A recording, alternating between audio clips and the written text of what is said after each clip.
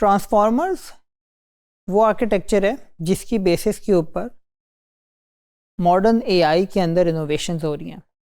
जो हम जीपीटीज़ या इस तरह के लैंग्वेज मॉडल्स देखते हैं, इनके पीछे एक इम्पॉर्टेंट कॉन्सेप्ट है जिसे हम ट्रांसफॉर्मर्स कहते हैं। ट्रांसफॉर्मर्स क्या हैं? जैसे कि गुज़िश्ता टॉपिक में डिस्कस की हुआ था कि 2017 में एक पेपर आया जिसका टाइटल था attention is all you need, और उसके अंदर ट्रांसफॉर्मर्स प्रपोज किए गए। यहाँ पे आपको ट्रांसफॉर्मर्स का आर्किटेक्चर नज़र आ रहा है और इसके अंदर बहुत सारी चीज़ें हैं। इसमें इनकोडर भी है, इसमें डिकोडर भी है और इसमें और बहुत सारे ब्लॉक्स हैं। इन ब्लॉक्स को वन बाय वन डिटेल में समझने की कोशिश करते हैं। एसेंशियली ट्रांसफॉर्मर्स के अंदर हम कह सकते हैं 4 इंपॉर्टेंट कंपोनेंट्स हैं। एक कंपोनेंट है जिसे हम कहते हैं पोजिशनल इनकोडिंग। दूसरा कंपोनेंट है जिसे हम कहते हैं मल्टी हेडेड अटेंशन। तीसरा टॉपिक हो सकता है हमारे पास नॉन लीनियरिटी, और उसके बाद एक और टॉपिक है, एक और कंपोनेंट है जिसे हम कहते हैं मास डिकोडिंग। इन कंपोनेंट्स को वन बाय वन डिस्कस करते हैं। सो पोजिशनल इनकोडिंग क्या है? सो इसके लिए कुछ एग्जांपल्स को देखते हैं। एक सेंटेंस है, he hit me with a pie. Computer के लिए ये वर्ड्स सिर्फ एक बैग ऑफ वर्ड्स, यानी कोई सीक्वेंस नहीं है।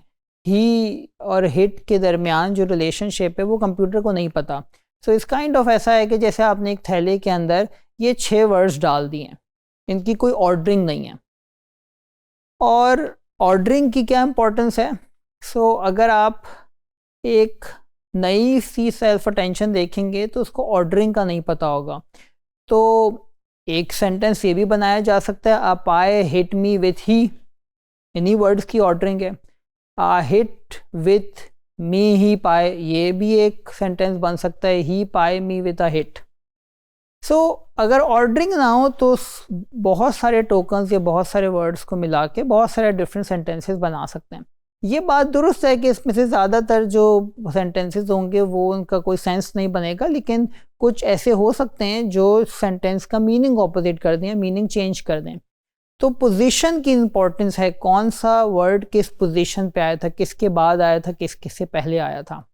सो इस पोजीशन की इंफॉर्मेशन को हमें किसी तरह से इनकोड करना है ताकि बेहतर अंडरस्टैंडिंग क्रिएट हो सके और एआई बेहतर काम कर सके।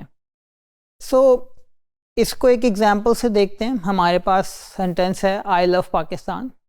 आई लव पाकिस्तान को जब मैं कंप्यूटर को दूंगा तो मैं उसे किसी न्यूमेरिक वेक्टर की फॉर्म में दूंगा। सो आई के लिए एक 4 डायमेंशनल वेक्टर बना दिया, जिसे हम आई या एक्स नॉट, आई के लिए वेरिएबल एक्स नॉट इस्तेमाल हुए तो एक्स नॉट को किसी एम्बेडिंग में कन्वर्ट कर दिया। हम पहले भी डिस्कस कर चुके हैं कि एम्बेडिंग के लिए बहुत सारे मॉडल्स मौजूद हैं, जैसे कि वर्ड टू वेक का मॉडल है जो वर्ड को एक वेक्टर में कन्वर्ट कर देता है।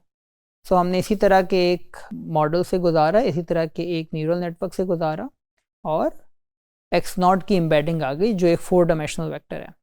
सेम काम हमने x1 के साथ किया और लव की एम्बेडिंग आ गई। सेम काम हमने x2 के साथ किया और पाकिस्तान की एम्बेडिंग आ गई। अब यहाँ पे पोजीशन की कोई इन्फॉर्मेशन नहीं है। अब पोजीशनल एम्बेडिंग में हम ये कर सकते हैं कि हम एक्स नॉट को एक वेक्टर से, एक्स नॉट की पोजीशन को एक वेक्टर से रिप्रेजेंट कर दें। तो यहाँ पे हमने एक और 4 डायमेंशनल वेक्टर लिया है जिसके अंदर हमने वैल्यूज डाल दी 1 0 0 0, यानी ये वर्ड पहली लोकेशन पे था। फिर x1 यानी वर्ड लव के लिए हमने पोजीशनल एम्बेडिंग निकाल दी और उसके अंदर हमने वैल्यू डाल दी है 0 1 0 0, यानी ये वर्ड दूसरी लोकेशन पे था। और इसी तरह से पाकिस्तान के लिए हमने एक और 4 डायमेंशनल वेक्टर यूज़ किया है जिसके अंदर वैल्यू है 0 0 1 0, यानी पाकिस्तान सेंटेंस में 3rd स्टेप पे आया था। अब अगर हम इस वेक्टर को अपनी जो आई लव पाकिस्तान की एम्बेडिंग है उसमें ऐड कर दें तो हमारे पास एक नया वेक्टर आ जाएगा।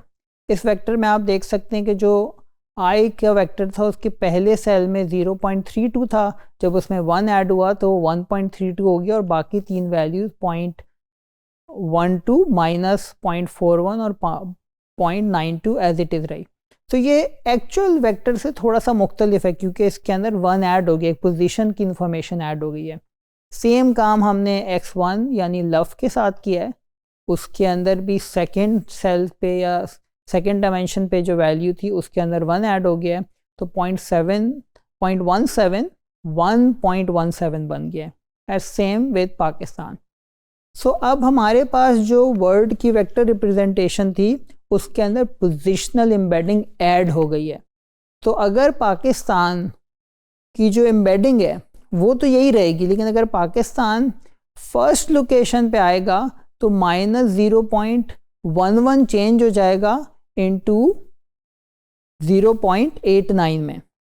अगर पाकिस्तान सेकंड लोकेशन पे आएगा तो 0.72 चेंज हो जाएगा 1.72 में। इसी तरह पाकिस्तान थर्ड लोकेशन पे आएगा तो 0.16 चेंज हो जाएगा 1.16 में।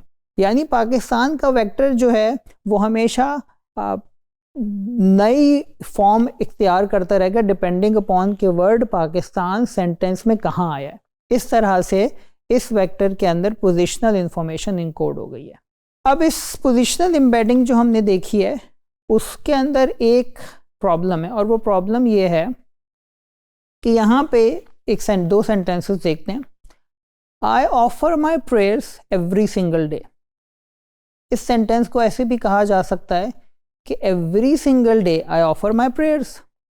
इन दोनों सेंटेंस का मीनिंग सेम ही है, लेकिन वर्ड की जो ऑर्डरिंग है वो डिफरेंट है। सो यहाँ पे इम्पॉर्टेंट ये है कि माई प्रेयर्स का जो दो वर्ड्स हैं वो आई ऑफर के बाद आते हैं। I offer my prayers every single day, या every single day I offer my prayers. So I offer और माई प्रेयर्स का आपस में रिलेशनशिप है, चाहे वो सेंटेंस के शुरू में हो या सेंटेंस के आखिर में हो। सो एब्सोल्यूट पोजीशन इंपॉर्टेंट नहीं है, रिलेटिव पोजीशन इंपॉर्टेंट है। सो अब हमने इससे पहले जो पोजीशनल इनकोडिंग दी थी वो एब्सोल्यूट थी। अब हम कोई रिलेटिव पोजीशनल इनकोडिंग जनरेट करना चाहते हैं। So relative positional encoding generate करने के लिए एक जो टेक्निक ट्रांसफॉर्मर में इस्तेमाल की गई है वो है फ्रीक्वेंसी बेस्ड रिप्रेजेंटेशन। यानी बजाय इसके कि हम 1 हॉट इनकोडिंग करें 10001000100100, हम साइन और कॉस से एक वेक्टर जनरेट कर लेते हैं। यहाँ पे जो इवन इंडिसेस आएंगे उसके लिए हम साइन का फंक्शन यूज़ कर लेंगे, और जो ऑड इंडिसेस आएंगे उसके लिए कॉस का फंक्शन यूज़ कर लेंगे। तो ऑड और इवन इंडिसेस की भी एक अलग अलग फंक्शन वैल्यूज़ या सीक्वेंस ऑफ नंबर्स जनरेट हो जाएंगे, और डिपेंडिंग अपॉन कि वो किस पोजीशन पे आए थे उनके रिलेटिव ऑर्डरिंग क्या थी वो भी इनकोड हो जाएगी। इसके लिए जो फॉर्मूला यूज़ किया जाता है वो है साइन ऑफ पोजीशन, यानी जो सेंटेंस में उसकी पोजीशन है, divided by 10,000 to the power 2i divided by d model. D model ये एक वेक्टर की फुल लेंथ बताता है, और i यहाँ पे इंडेक्स है। तो फर्स्ट पोजीशन के लिए i की वैल्यू 1 होगी या 0 होगी, सेकंड के लिए 1 होगी, 2 होगी, 3 होगी and so on. So i इस तरह से चेंज होता रहेगा।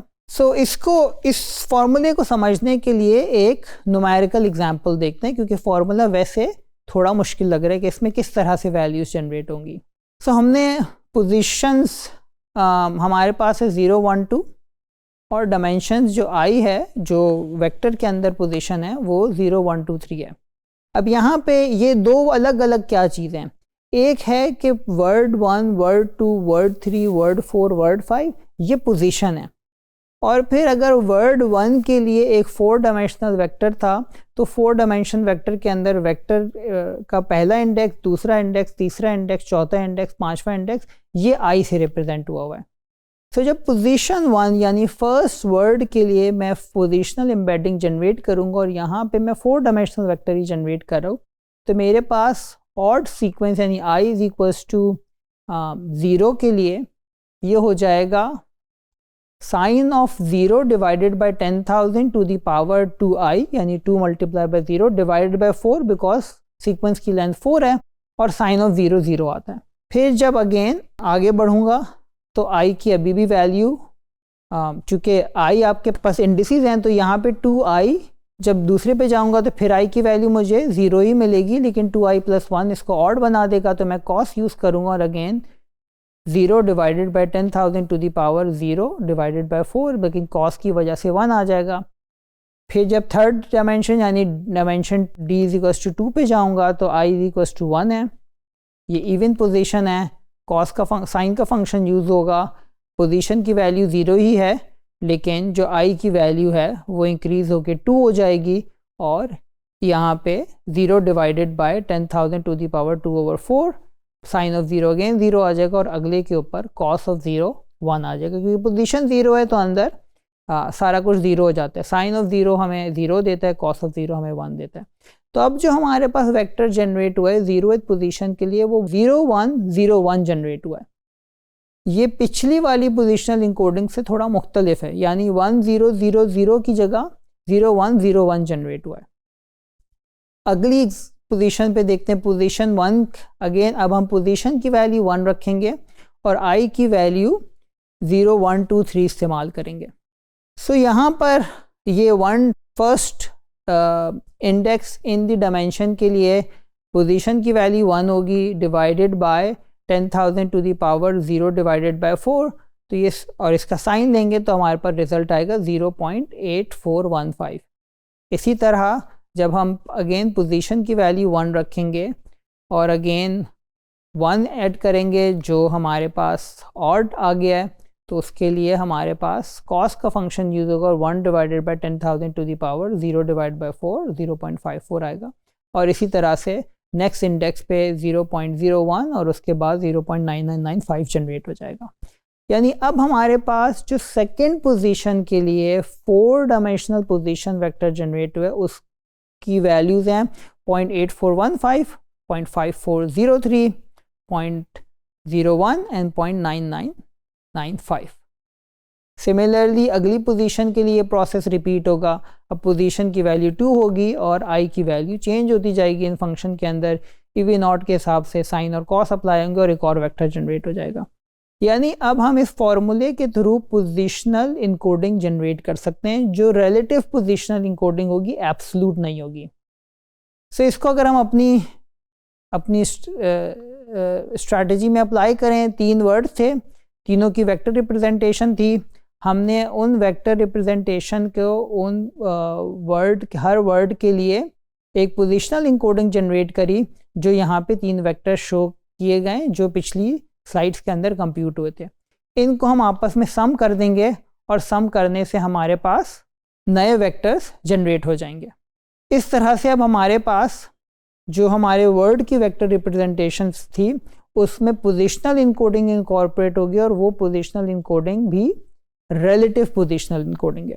सो ट्रांसफॉर्मर के 4 कंपोनेंट्स के अंदर से हमने पोजीशनल इनकोडिंग पे डिस्कशन की। अब multi headed attention, non linearity और मास्क इनकोडिंग के कंपोनेंट्स बाकी हैं। नेक्स्ट टॉपिक के अंदर हम मल्टी हेडेड अटेंशन और नॉन लीनियरिटीज़ पे डिस्कशन करेंगे।